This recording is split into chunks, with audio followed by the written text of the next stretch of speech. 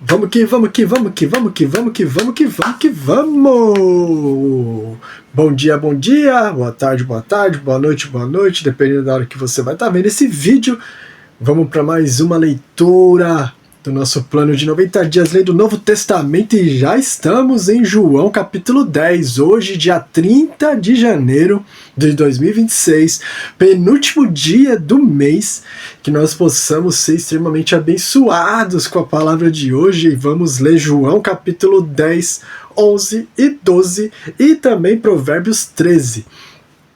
João capítulo 10 ao 12 e Provérbios 13 no nosso 26º dia de leitura. Glória a Deus, 26 de 90. Vamos que vamos. Se você está com a sua Bíblia aí, pega ela, abre em João capítulo 10 e vamos dar uma mergulhada na palavra do Senhor, amém?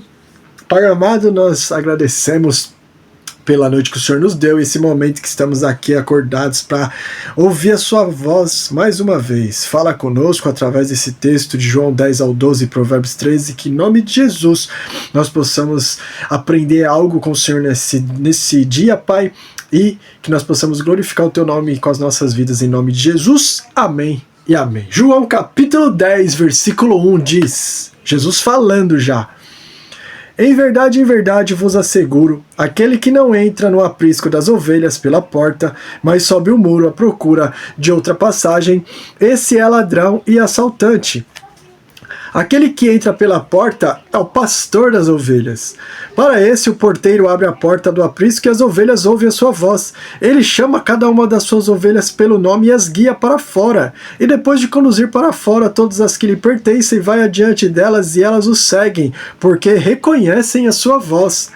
Todavia, de modo algum seguirão a um estranho, ao contrário, fugirão dele, porque não conhecem a voz de estranhos. Jesus falou de forma proverbial, mas eles não compreenderam o significado do que lhes havia falado. Sendo assim, Jesus lhe disse de novo: em verdade, vos asseguro, eu sou a porta das ovelhas.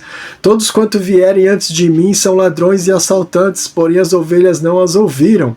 Eu sou a porta. Qualquer pessoa que entrar por mim será salva, entrará e sairá, e encontrará pastagem. O ladrão não vem senão para roubar, matar e destruir. Eu vim para que as ovelhas tenham vida e vida em plenitude. Eu sou o bom pastor. O bom pastor dá a sua vida pelas ovelhas. O mercenário que não é pastor e a quem as ovelhas pertencem vê a aproximação do lobo, abandona as ovelhas e foge. Então o lobo as apanha e dispersa o rebanho. O mercenário foge porque é um mercenário e não tem zelo pelas ovelhas. Eu sou o bom pastor, conheço as minhas ovelhas e sou conhecido por elas. Assim como o Pai me conhece, e eu conheço o Pai e entrego minha vida pelas ovelhas. Ainda tenho outras ovelhas que não são deste aprisco, as quais devo da mesma maneira trazer. Elas ouvirão minha voz, e haverá um só rebanho e um só pastor. Por esse motivo o Pai me ama, porque eu entrego a minha vida para retomá-la. Ninguém a tira de mim, antes eu a entrego de espontânea vontade. Tenho poder para entregá-la e poder para retomá-la. Esse é o mandamento que recebi do meu Pai. Versículo 19. Por causa dessas palavras houve novamente divisão entre os judeus, e muitos deles murmuravam: ele tem um demônio e enlouqueceu, por que vós o escutais? Outros ponderavam: essas palavras não são de alguém que tem um demônio. Pode porventura um demônio abrir os olhos de cegos? Naquela ocasião celebrava-se a festa da dedicação em Jerusalém e era inverno, e Jesus caminhava dentro do templo pelo pórtico de Salomão. Então os judeus rodearam a Jesus para indagar-lhe: até quando nos deixarás em dúvida? Se és o Cristo, diz-nos claramente. Respondeu-lhe Jesus: eu já vos-lo disse, e vós não acreditais. As obras que eu realizo em nome de meu Pai testemunham a meu favor. Mas vós não credes, porque não sois das minhas ovelhas, como já vos afirmei. As minhas ovelhas ouvem a minha voz, eu as conheço e elas me seguem. Eu lhes dou a vida eterna, e elas nunca perecerão, tampouco ninguém as poderá arrancar da minha mão. Meu Pai, que as deu a mim, é maior do que todos, ninguém é capaz de arrancá-las da mão do meu Pai. Eu e o Pai somos um. E por isso, uma vez mais, os judeus pegaram pedras para apedrejá-lo, mas Jesus os interpelou: Eu tenho-vos revelado muitas obras boas da parte do meu Pai. Por qual dessas obras vós quereis lapidar-me? Os judeus responderam-lhe assim: Por nenhuma boa obra nós te lapidaremos, mas sim por blasfêmia, e porque, sendo tu um simples homem, te fazes passar por Deus. E Jesus lhes contestou: Não está escrito na vossa lei? Eu disse, sois deuses? Se ele chamou deuses aqueles a quem veio a palavra de Deus, e a escritura não pode ser quebrada, como vós dizeis daquele a quem o Pai santificou e enviou a esse mundo? Tu blasfemas, porque vos declarei eu sou o Filho de Deus? Se não faço as obras do meu Pai, não acreditais em mim. Mas se as faço, mesmo que não acreditais em mim, credes nas obras, para que possais saber e compreender que o Pai está em mim e eu estou no Pai. Contudo, uma vez mais tentaram prendê-lo, mas ele se livrou das mãos deles. Versículo 40. Sendo assim, novamente Jesus atravessou o Jordão e foi para o lugar onde João batizava no início do seu ministério, e ali ficou. Então muitos vinham até Jesus exaltando: João não realizou nenhum sinal, todavia tudo quanto falo a respeito desse homem era verdade, e naquele povoado muitos creram em Jesus. Capítulo 11. Um certo homem chamado Lázaro, de Betânia, da aldeia de Maria e de sua irmã Marta, estava doente. Esta Maria, cujo irmão Lázaro estava doente, era a mesma que ungiu com óleo perfumado o Senhor e enxugou os pés com os próprios cabelos. Assim sendo, as irmãs de Lázaro mandaram dizer a Jesus: Senhor, eis que aquele a quem amas está enfermo. Ao saber do ocorrido, disse Jesus: Essa enfermidade não terminará em morte, mas sim para a glória de Deus, para que o Filho de Deus seja glorificado por meio dela. E Jesus amava Marta, a irmã dela, e a Lázaro. Contudo, quando soube que Lázaro estava doente, ficou mais 2 dias no lugar onde estava. Depois disso falou aos seus discípulos: Vamos voltar para a Judéia. Ao que lhe advertiram os discípulos: Rabi, há pouco os judeus tentaram apedrejar-te, e mesmo assim estás indo para lá outra vez?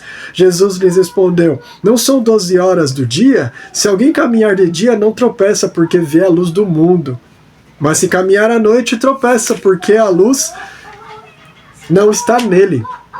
Tendo dito essas palavras, prosseguiu explicando-lhes: Nosso amigo Lázaro dorme, mas eu vou até lá para despertá-lo. Então seus discípulos lhe disseram: Senhor, se ele está dormindo, vai ficar melhor. Entretanto, Jesus lhe havia falado da morte de Lázaro, mas os discípulos pensaram que Jesus estivesse referindo ao repouso do sono. Ao que Jesus lhes disse claramente: Lázaro morreu, e para o vosso bem estou alegre por não ter estado lá, para que agora possais crer. Sendo assim, vamos ter com ele. Então Tomé, chamado Dídimo, disse aos seus companheiros discípulos: Vamos também nós para morrermos com ele. Versículo 17. Ao chegar, encontrou Lázaro já sepultado havia 4 dias. Ora, Betânia ficava próxima de Jerusalém, cerca de 15 estádios. E muitos dentre os judeus tinham vindo juntar-se ao grupo de mulheres que procuravam confortar Marta e Maria pela morte do irmão. Assim que Marta ouviu que Jesus estava a caminho, saiu ao seu encontro. Maria, no entanto, ficou sentada em casa. Disse Marta a Jesus: Senhor, se estivesses aqui, meu irmão não tinha morrido. Mas sei que mesmo agora, seja o que for que pedires a Deus, ele te dará. Jesus então assegurou-lhe: O teu irmão ressuscitará. E Marta lhe disse: Eu sei que ele vai ressuscitar na ressurreição do último dia. E esclareceu-lhe Jesus: Eu sou a ressurreição e a vida. Aquele que crê em mim, mesmo que morra, viverá. E todo que vive e crê em mim não morrerá eternamente. Tu crês nisso? Ela lhe afirmou: Sim, Senhor, eu creio que tu és o Cristo, o Filho de Deus, que deveria vir ao mundo. Versículo 28. Depois de dizer essas palavras, Marta seguiu seu caminho e chamou Maria, sua irmã, e lhe disse em particular: O mestre chegou e chama por ti. Assim que Maria ouviu isso, levantou-se apressadamente e foi ao encontro dele. Jesus ainda não havia entrado no povoado, mas estava onde Marta o encontrara. Os judeus que estavam com Maria em casa e a consolavam, vendo que ela se levantou apressadamente e saiu, seguiram-na, julgando que ela fosse ao sepulcro para ali chorar. Então, quando Maria chegou ao lugar onde Jesus estava, vendo-o, prostrou-se aos seus pés e desabafou: Senhor, se estivesses aqui, meu irmão não teria morrido.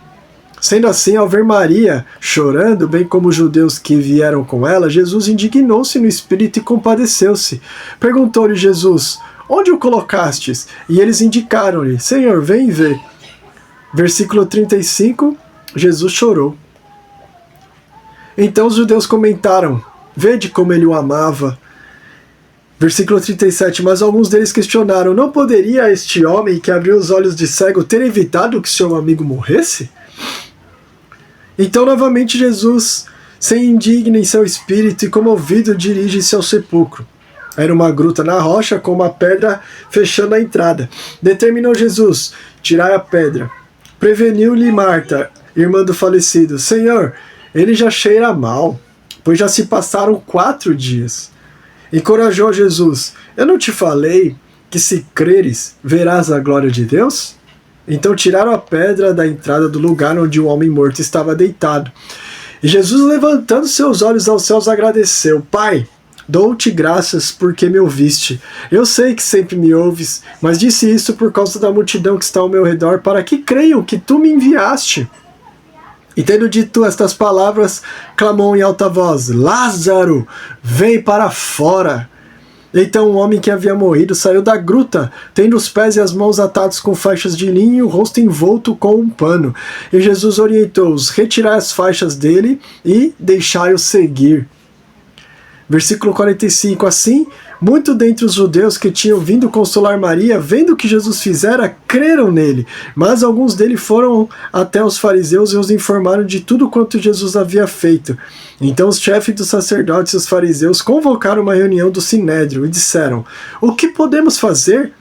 Pois esse homem realiza muitos sinais. Se o deixarmos seguir livre, todos acreditarão nele, e então virão os romanos e tomarão tanto o nosso lugar como a nossa nação. Entretanto, um dentre eles, chamado Caifás, que naquele ano era o sumo sacerdote, disse a eles: Vós falais do que não compreendeis, nem considerais que é do vosso interesse que morra um só homem pelo povo e não pereça toda a nação? Por outro lado, ele não revelou isso de si mesmo, mas sendo sumo sacerdote naquele ano, profetizou que Jesus morreria pela nação judaica.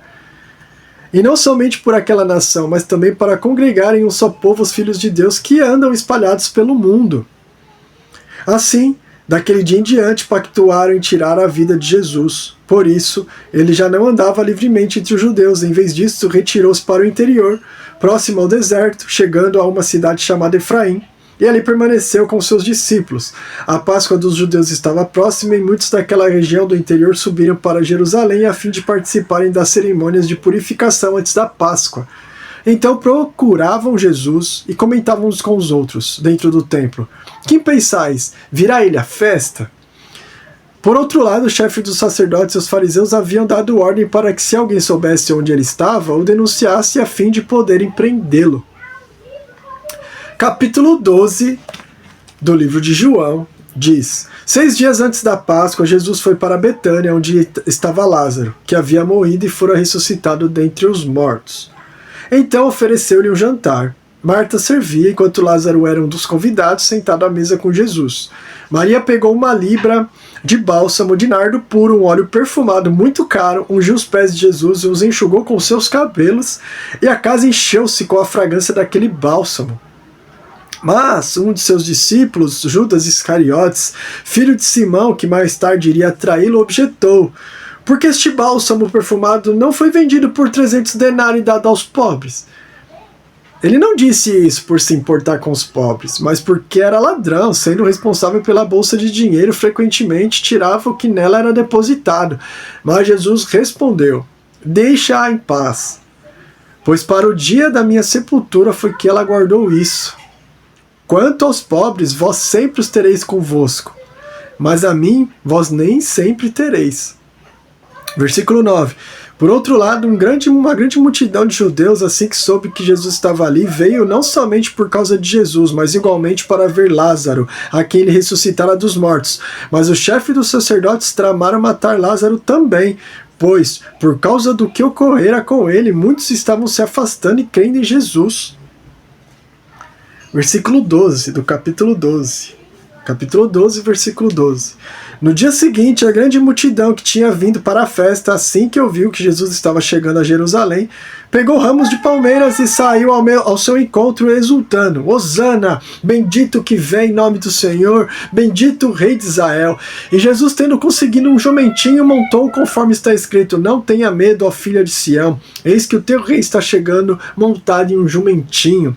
Naquele momento, seus discípulos não entenderam o que estava acontecendo. Só depois que Jesus foi glorificado, eles se lembraram de que esses fatos estavam escritos a respeito dele e também de que isso lhe fizeram. Assim sendo, a multidão que estava com ele, quando mandaram Lázaro sair do sepulcro e o ressuscitar dos mortos, continuou a testemunhar o ocorrido.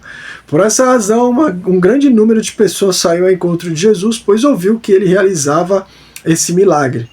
Todavia os fariseus comentavam uns com os outros: Vós percebestes como nossos esforços são inúteis? Atentai, eis que o mundo todo vai após ele. Versículo 20. Entre os que subiram para adorar a Deus durante a festa da Páscoa estavam alguns gregos. Eles se dirigiram a Filipe, que era de Betsaida da Galileia, e lhe rogaram: Senhor, nós desejamos ver Jesus. Filipe foi e contou a André, e André e Filipe comunicaram o pedido a Jesus. Jesus lhes respondeu: Chegou a hora em que o Filho do Homem será glorificado. Em verdade vos asseguro que se o grão de trigo não cair na terra e não morrer, permanecerá ele só, mas se morrer, produzirá muito fruto. Aquele que ama a sua vida a perderá. Entretanto, aquele que odeia a sua vida nesse mundo a preservará para a vida eterna. Se alguém me serve, precisa seguir-me, e onde estou, o meu servo também estará. Aquele que me serve será honrado por meu Pai. Agora minha alma está perturbada. E o que eu direi? Pai, salva-me desta hora? Não, eu vim precisamente com esse propósito e para esta hora. Pai, glorifica o teu nome. Então veio uma voz dos céus dizendo: Eu já o glorifiquei e o glorificarei uma vez mais. Todavia a multidão que estava ali, tendo ouvido a voz, dizia ter trovejado. Outros garantiam: um anjo falou com ele. Jesus lhes esclareceu: essa voz não veio por minha causa, e sim por vosso benefício. Chegou a hora de este mundo ser julgado, e agora o príncipe deste mundo será expulso. Mas eu, quando for levantado da terra, atrairei todas as pessoas para mim. Ele disse isso para expressar o tipo de morte que haveria de sofrer. O povo lhe replicou: Nós temos ouvido da lei que o Cristo permanecerá para sempre. Como podes afirmar: o Filho do Homem precisa ser levantado? Quem é afinal esse Filho do Homem? Então Jesus lhes explicou: Ainda por mais um pouco de tempo a luz estará entre vós. Caminhai quando tendes a luz, para que as trevas não vos surpreendam, pois aquele que anda nas trevas não sabe para onde vai. Enquanto vós tendes a luz, credes na luz, para vos tornardes filhos da luz. E terminando de falar, partiu e ocultou-se deles. Versículo 37. Mas, embora tivesse realizado tantos milagres diante deles, não creram em Jesus. Para cumprir a palavra do profeta Isaías, que disse: Senhor, quem creu em nossa mensagem? E a quem foi revelado o braço do Senhor? Contudo, não podiam crer, porque, como reafirmou Isaías, cegou-lhes os olhos e endureceu-lhes o coração, para que não vejam com os olhos, nem entendam com o coração, nem se convertam e os cure. Isso disse Isaías porque viu a glória dele e falou a seu respeito. Versículo 42. Apesar disso, muitos dentre próprias autoridades acreditaram nele, mas devido aos fariseus não declaravam sua fé para não serem excluídos da sinagoga, pois amaram mais a honra dos homens do que a glória de Deus. Então Jesus exclamou: Quem acredita em mim, não crê somente em mim, mas naquele que me enviou. Quem vê a mim, vê aquele que me enviou. Eu vim como luz para o mundo, a fim de que todo aquele que crê em mim não permaneça nas trevas. Se alguém ouvir as minhas palavras e não obedecer a elas, eu não o julgo, porque eu não vim para julgar o mundo, mas sim para salvá-lo. Aquele que me rejeita e não acolhe as minhas palavras, tem quem o julgue. A palavra que proclamei, essa o julgará no último dia. Pois eu não tenho falado por mim mesmo, mas o Pai que me enviou, esse me deu ordem sobre o que eu deveria dizer e o que proclamar.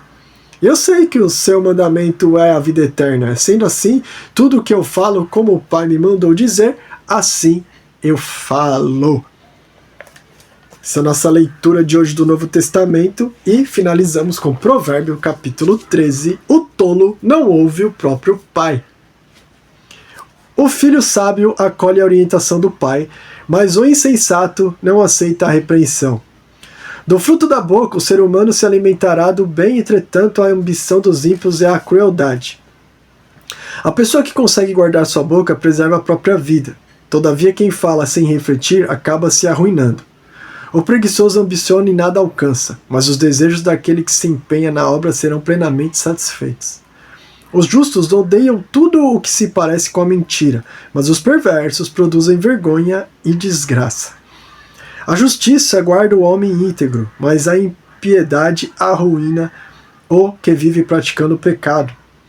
Alguns assumem falsamente o papel de ricos e prestigiosos, mas nada têm de fato. Outros passam a ideia de que são pobres, mas possuem grandes riquezas. As riquezas de uma pessoa servem de resgate para sua própria vida, mas o pobre jamais será ameaçado. O fulgor da luz dos justos brilha esplendidamente, mas a lâmpada dos perversos se apagará totalmente. A arrogância só produz contendas, mas a sabedoria está com aqueles que buscam conselho. O dinheiro arrecadado de maneira inescrupulosa se extinguirá, mas quem o conquista honestamente terá cada vez mais.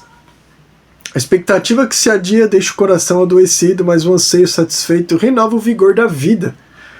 Versículo 13. Quem zomba da palavra pagará caro por isso, mas aquele que obedece ao mandamento será regiamente recompensado. A instrução dos sábios é fonte de vida e tem o poder de distanciar o ser humano das ciladas mortais. O bom entendimento conquista o favor, mas as estratégias dos ímpios não permanecerão por muito tempo. Toda pessoa prudente deve agir com sabedoria, mas o tolo torna pública toda a sua tolice. Versículo 17. O mensageiro ímpio tropeça em sua própria malignidade, mas o emissário digno de confiança apresenta a salvação. Quem despreza a correção cai no escândalo e na pobreza, entretanto, quem acolhe a repreensão é abençoado com honra. A esperança que se realiza satisfaz a alegria, a alma, o tolo, contudo, jamais se desapega do mal. Aquele que caminha com os sábios será cada vez mais sábio, todavia aquele que anda na companhia dos insensatos acabará arruinado. A infelicidade persegue os pecadores, mas a prosperidade é a recompensa dos sábios. O homem bom deixa sua herança para os filhos de seus filhos, mas toda a riqueza dos ímpios é acumulada para ser distribuída aos justos. A boa terra dos pobres produz generosas colheitas, mas por falta de justiça eles a perdem. Quem se nega a disciplinar e repreender seu filho não o ama. Quem o ama, de fato, não hesita em corrigi-lo. O sábio recebe o suficiente para satisfazer plenamente seu apetite. A alma dos perversos, contudo, sempre está faminta. Pai, muito obrigado pela tua palavra. Continua ministrando o nosso espírito e que nós possamos viver, Senhor, esse dia praticando as escrituras e glorificando o teu nome, Pai. Em nome de Jesus, amém e amém. Deus abençoe.